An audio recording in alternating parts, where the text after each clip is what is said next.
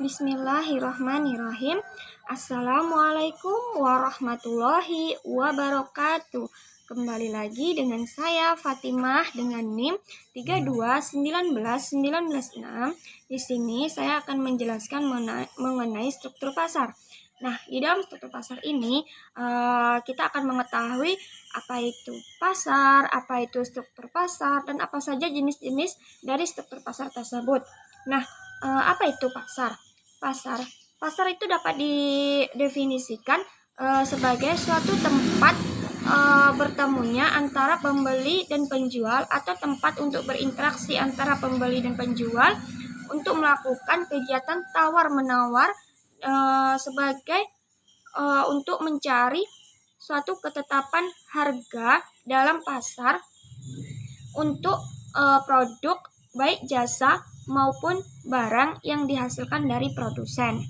Nah, sedangkan struktur pasar dapat didefinisikan sebagai penggolongan produsen kepada beberapa bentuk pasar berdasarkan pada ciri-ciri seperti jenis barang yang dihasilkan, banyaknya perusahaan dalam industri, dan mudah tidaknya barang tersebut keluar, dan peranan iklan dalam kegiatan industri. Nah, struktur pasar dapat dikatakan kompetitif apabila pasar tersebut mempunyai kemampuan untuk mempengaruhi barang ataupun jasa di pasar. Semakin lemah kemampuan perusahaan untuk mempengaruhi harga di pasar, maka semakin kompetitif struktur pasar tersebut. Nah, di dalam struktur pasar terdapat jenis-jenisnya. Di antaranya yaitu pasar persaingan sempurna dan pasar persaingan tidak sempurna. Apa itu pasar persaingan sempurna? Pasar persaingan sempurna yaitu suatu pasar yang terdapat banyaknya penjual dan pembeli yang saling berinteraksi dan dapat mempengaruhi keadaan di pasar. Contohnya yaitu pasar bursa efek dan pasar modal. Yaitu di dalam pasar bursa efek maupun pasar modal terdapat banyak pembeli dan banyaknya penjual. Mereka saling melakukan interaksi untuk melakukan kegiatan ekonomi. Nah, apa itu yang dimaksud dengan pasar persaingan tidak sempurna?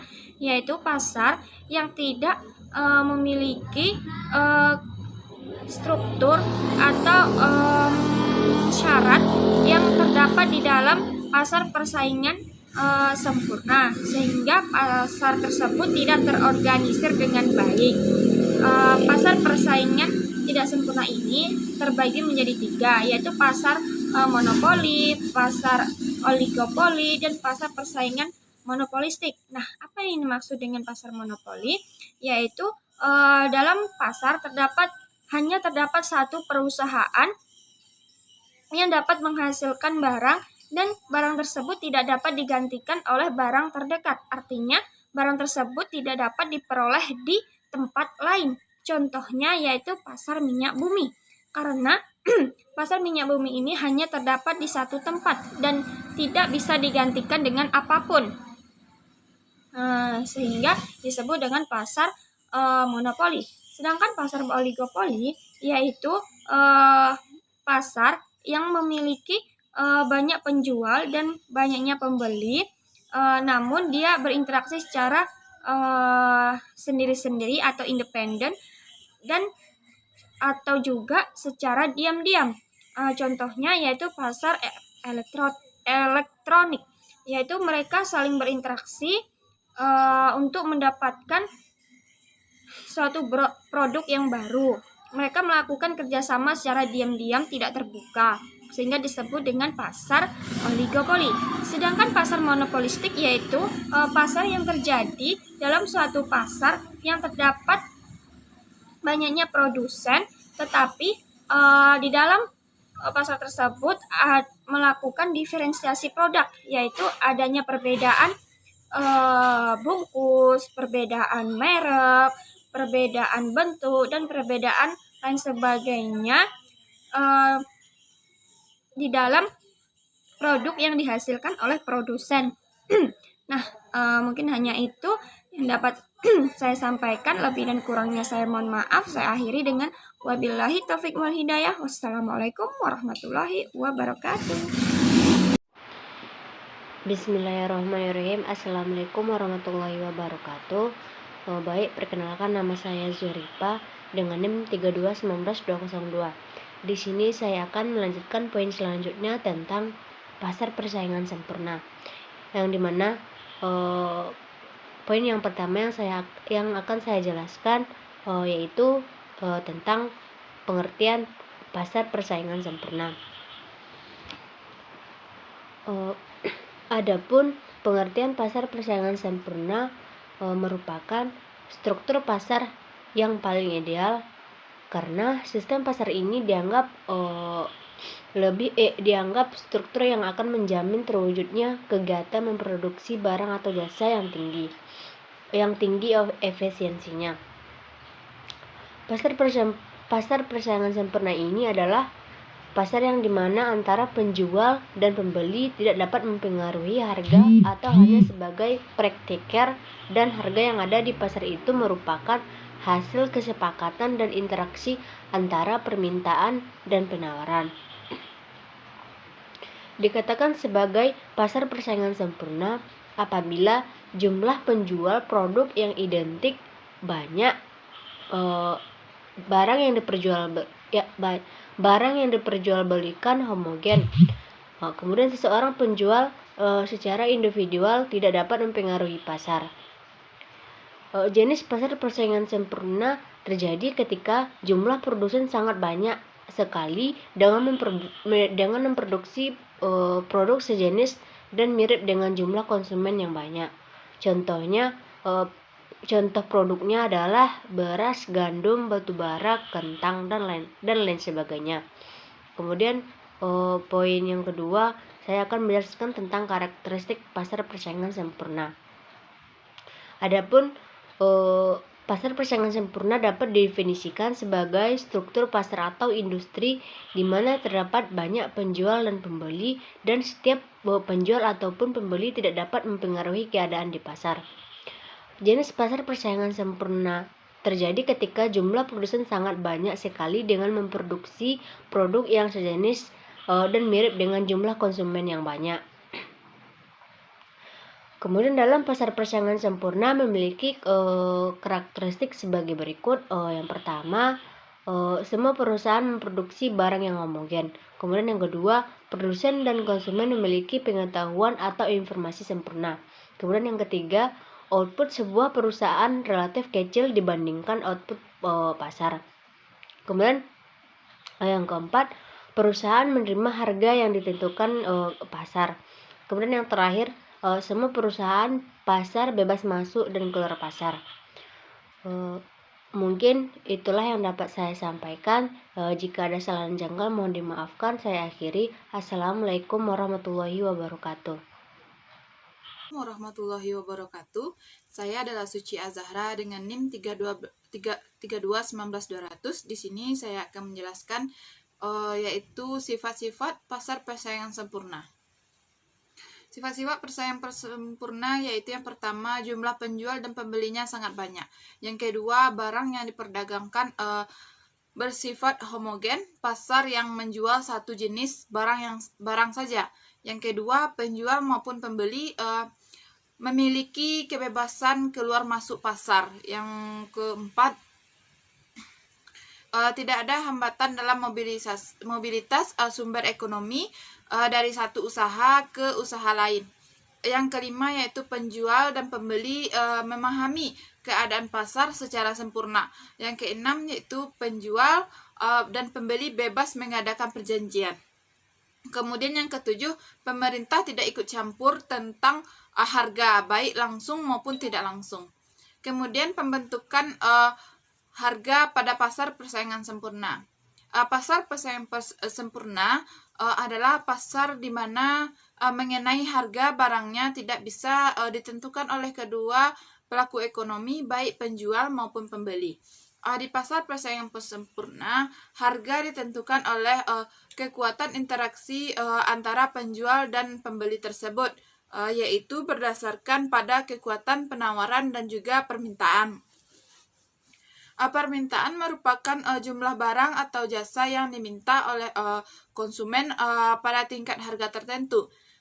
Kemudian sementara penawaran merupakan jumlah barang atau jasa yang ditawarkan oleh produsen di tingkat harga tertentu. Kemudian sehingga penjual maupun pembeli hanya sebagai penerima harga atau price taker. Ada beberapa hal yang menjadi alasan mengapa penjual dan pembeli dapat menentukan harga mereka sendiri. Yang pertama yaitu banyaknya penjual, sehingga ketika satu penjual menaikkan harga, maka pembeli akan bisa lari ke penjual lainnya. Kemudian yang kedua, barang yang diperdagangkan sangat identik, bahkan hampir sama rata segi fisik maupun kualitasnya, sehingga konsumen akan memiliki alternatif penjual lain ketika merek atau brand yang dipilihnya tiba-tiba menaikkan harga. Di pasar persaingan sempurna ini, nasib produsen juga masih dilindungi demi terjalinnya kelangsungan kegiatan perekonomian secara terus-menerus. Baiklah, itulah yang dapat saya sampaikan.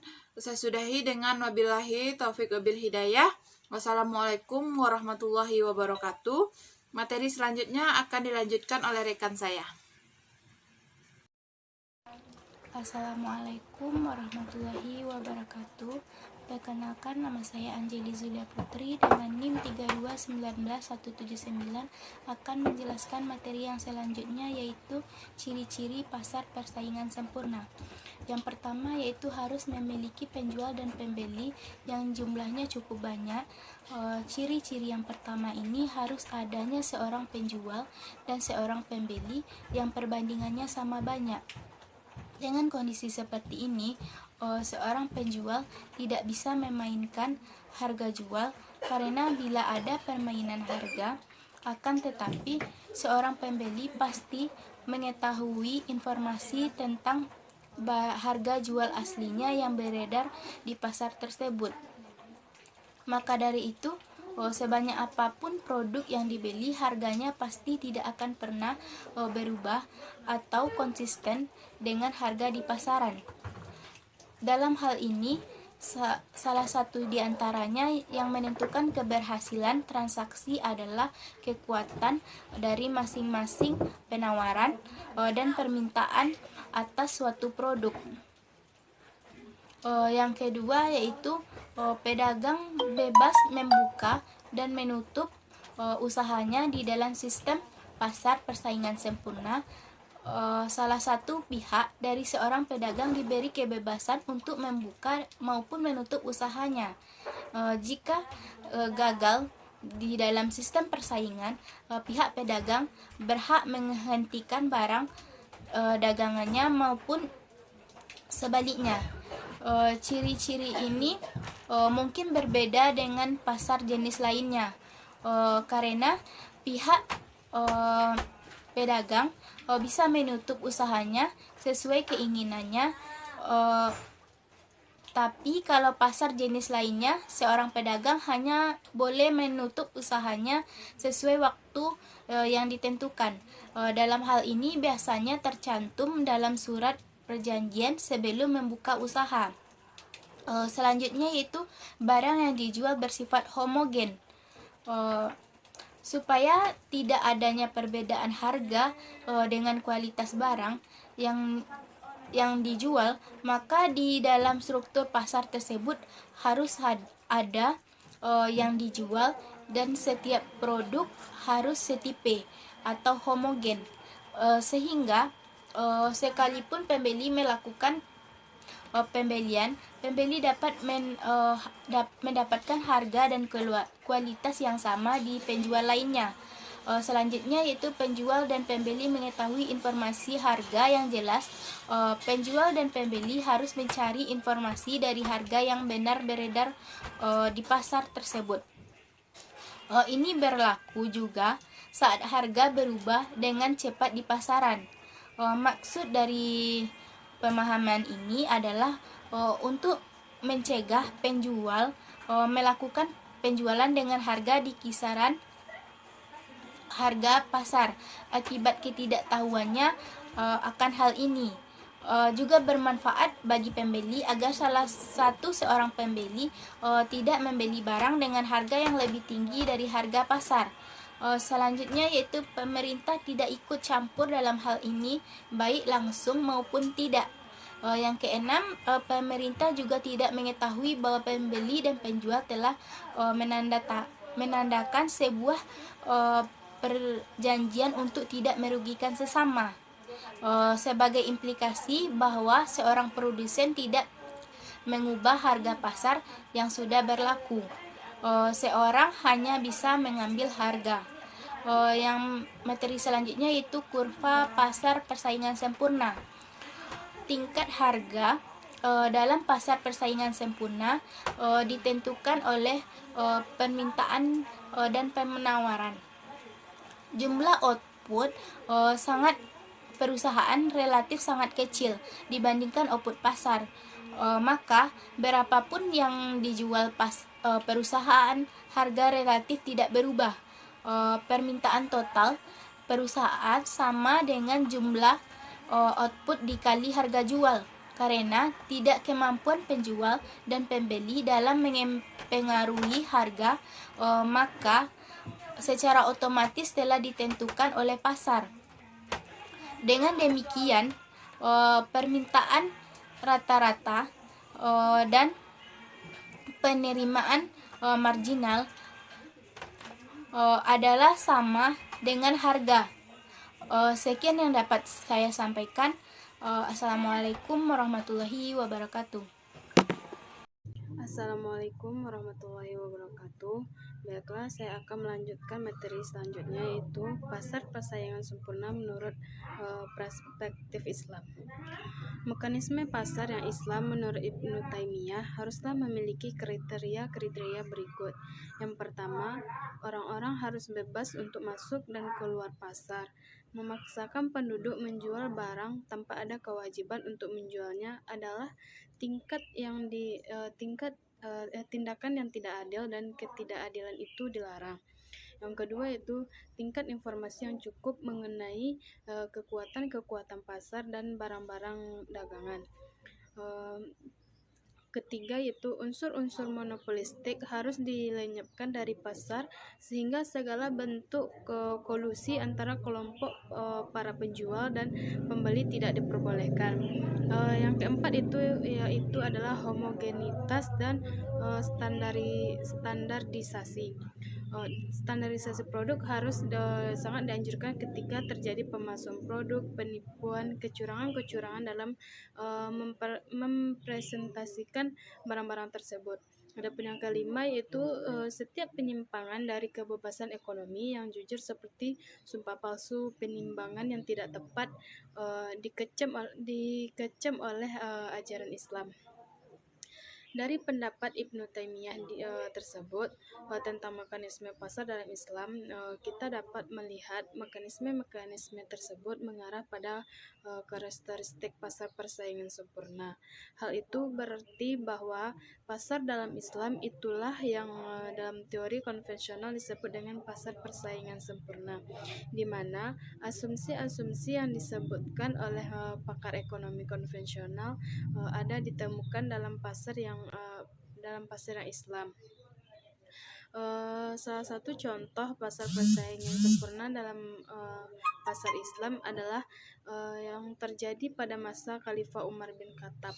Pada saat itu Umar berjalan di pasar kurma. Ketika itu Umar mendapatkan salah seorang pedagang yang menjual di bawah harga yang di pasar tersebut. Umar memberikan dua pilihan pada penjual tersebut. Yang pertama yaitu naiknya harga sampai sama dengan harga yang ada di pasaran, atau yang keluar dari pasar ini. Yang selanjutnya itu kekurangan dan kelebihan pasar persaingan sempurna. Pasar persaingan sempurna memiliki kelebihan. Yang pertama yaitu tidak ada persaingan di pasar ini karena produk yang dijual homogen ataupun serupa. Yang kedua, dalam pasar yang bersaing sempurna, penjual tidak perlu memasang iklan untuk mempromosikan. Selanjutnya itu yang ketiga, harga barang dan jasa yang dijual ditentukan oleh semua penjual dan pembeli secara bersamaan dan umumnya harga cenderung stabil. Yang keempat yaitu harga didasarkan pada transaksi tawar-menawar antara penjual dan pembeli. Adapun yang terakhir atau yang kelima, penjual dan pembeli bertindak bebas dalam transaksi. Pembeli bebas membeli barang yang diinginkan dari pabrik manapun yang dia inginkan. Adapun yang keenam, mampu mendorong efisiensi dalam produksi. Dengan jumlah produsen atau penjual yang banyak, maka produsen akan berlomba-lomba untuk meningkatkan mutu barang yang dijualnya. Selanjutnya itu, adapun beberapa kekurangan dari pasar persaingan sempurna, yaitu yang pertama, dalam pasar persaingan sempurna tidak ada dana untuk melakukan penelitian atau pengembangan produk sehingga inovasi yang dilakukan sangat minimal. Yang kedua itu, pembeli mengalami keterbatasan dalam memilih barang atau jasa karena produk yang dijual adalah sama dan kualitasnya sama. Yang ketiga itu, pekerja cenderung menerima upah atau gaji rendah. Yang keempat, seringkali adanya ketidakseimbangan dalam distribusi pendapatan dari masing-masing produsen yang